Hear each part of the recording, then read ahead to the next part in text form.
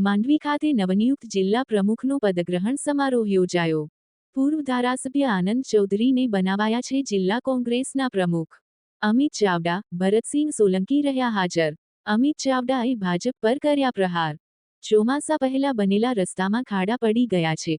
રસ્તા પર ખાડા કે ખાડામાં રસ્તા સમજ નથી પડતી। અમિત ચાવડા, ખાડા એટલા માટે પડે છે કે કમિશનના પૈસા કમલમમાં જાય છે। અમિત ચાવડા, નલ સે જળ અને મનરેગાના પૈસા ગાંધીનગર સુધી પહોંચે છે એવું ભાજપના સાંસદ કહી રહ્યા છે। અમિત ચાવડા આ બધું રોકવાના બદલે મુખ્યમંત્રી સરપંચ સંમેલનમાં નવા નિમાયેલા સરપંચોને કહે છે કે પૈસાની પાછળ નહીં પડતા। અમિત ચાવડા ભાષણમાં કહે છે કે કોઈ ચમરબંધને છોડવામાં નહીં આવે તો બચુ ખાબડને કેમ મંત્રી પદેથી હટાવવામાં નથી આવતા। અમિત ચાવડા, મોન્ટુ પટેલે મોટું કૌભાંડ કર્યું કેમ કાર્યવાહી નથી થતી। અમિત ચાવડા, જગદીશ ભરવાડ, ન્યૂઝ 14 માંડવી।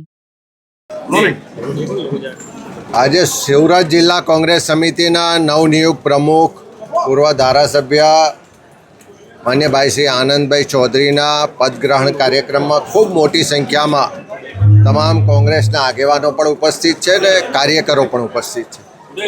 એક બાજુ પ્રજા સરકારની તિજોરીમાં ટેક્સ જમા કરાવે અને ટેક્સના પૈસાથી પ્રજાની સુખાકારી થવી જોઈએ, પ્રજાના વિકાસના કામ થવા જોઈએ।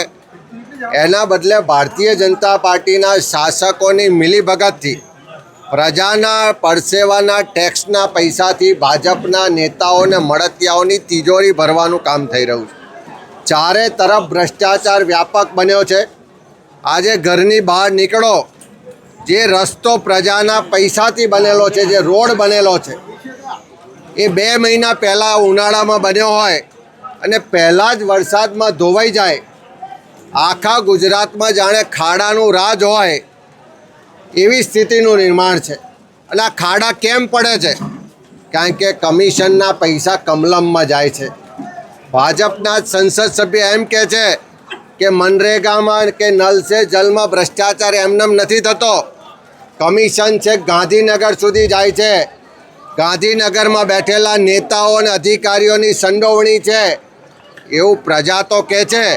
અમે વિપક્ષ તરીકે પુરાવા સાથે કહીએ છીએ, પણ હવે તો ભાજપના સંસદ સભ્ય મનસુખભાઈ પણ કહે છે।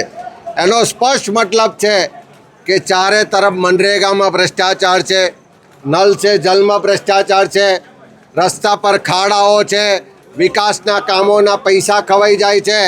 અને એને રોકવાને બદલે, એના માટે કાર્યવાહી કરવાને બદલે મુખ્યમંત્રી ગઈકાલે સરપંચ સંમેલનમાં ભાષણ કરે કે પૈસાની પાછળ ના પડતા, કોઈને પણ છોડવામાં નહીં આવે। વારંવાર ભાષણો થાય કે ચમરબંધીને પણ નહીં છોડીએ, તો બચુભાઈ ખાબડને કેમ મંત્રી પદેથી નથી હટાવતા?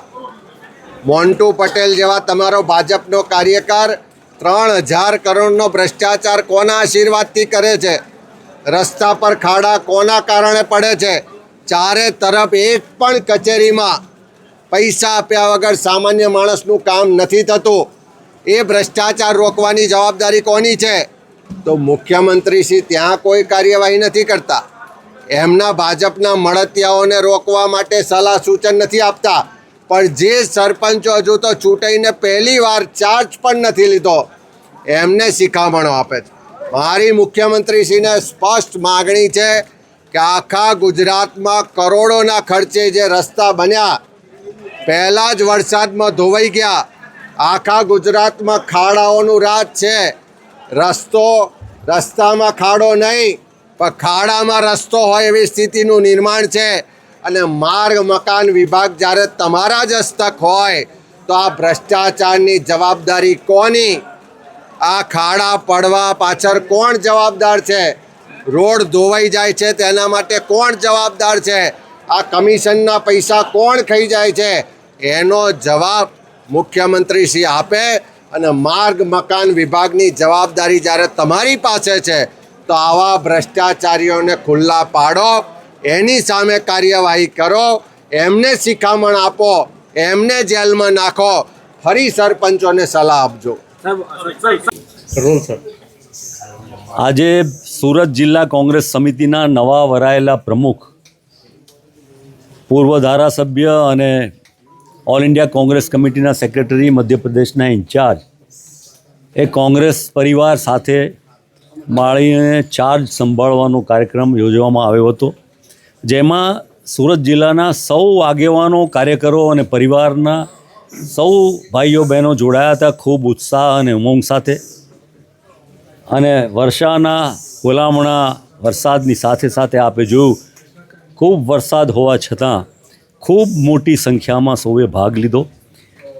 અનેક ઉમેદવારો હતા પણ સૌએ સાથે મળીને આનંદભાઈનું સ્વાગત કર્યું અને કોંગ્રેસ પક્ષને મજબૂત બનાવવા રાહુલજીએ જે દિશા નિર્દેશ કર્યો છે કે આ કાર્યક્રમ દ્વારા જિલ્લા કોંગ્રેસ સંગઠનને મજબૂત બનાવી, લોકાભિમુખ બનાવી અને પ્રજાને પડતી મુશ્કેલીઓ જે સરકાર દ્વારા એની સામે આંદોલન, કાર્યક્રમ અને કોંગ્રેસ એના સિદ્ધાંતો પ્રજા સુધી પહોંચે, યુવાનો સુધી પહોંચે એ માટે સરસ મજાનું આયોજન કરવામાં આવ્યું અને સૌ સાથે મળીને આવનારા સમયમાં કોંગ્રેસને મજબૂત કરવા લોકોની વચ્ચે જશે અને લોકોના પ્રશ્નોને વાચા આપશે.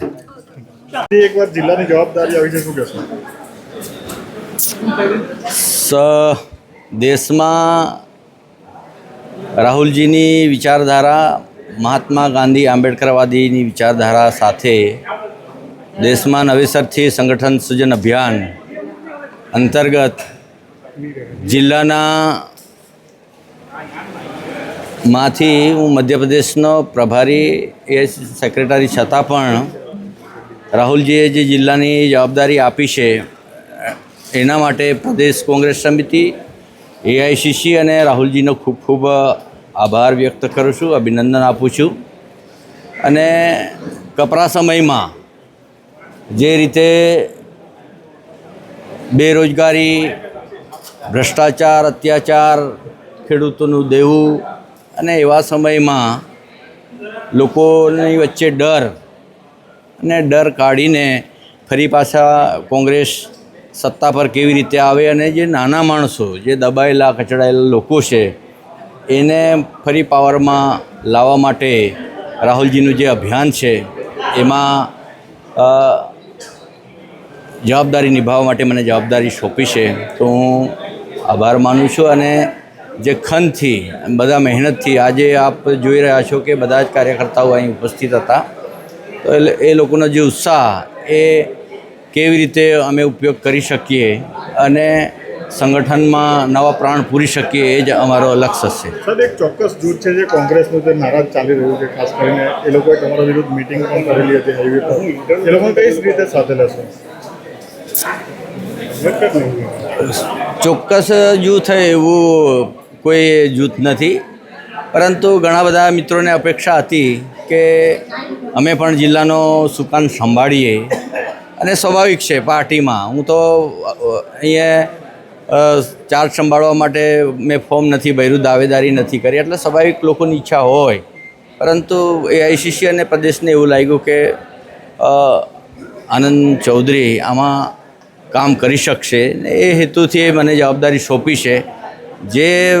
જેની અપેક્ષાઓ હતી એ સ્વાભાવિક એને કદાચ દિલ દુભાયું હશે, તો અમે જઈને જેને જઈને સાથે મળીને અમે ફરી પાછા પાર્ટીમાં એક સંગઠન સાથે અમે કામ કરીશું. જે નારાજગી છે કઈ રીતે દૂર કરશો? એ લોકો આવ્યા નથી તો એ હું એને મળવાનો પણ પ્રયત્ન કરીશ. ઘરે પણ જવાનું થાય તો ઘરે પણ જઈશ. જે રાહુલજીનો જે સોચ છે એ કોઈ પણ નાનામાં નાનો કાર્યકર્તા પણ છૂટે નહીં એની તકેદારી રાખીશ. ભલે જિલ્લાનો હોય, તાલુકાનો હોય કે બૂથનો નાનો કાર્યકર્તા હોય, એની પણ અમને ચિંતા રહેશે.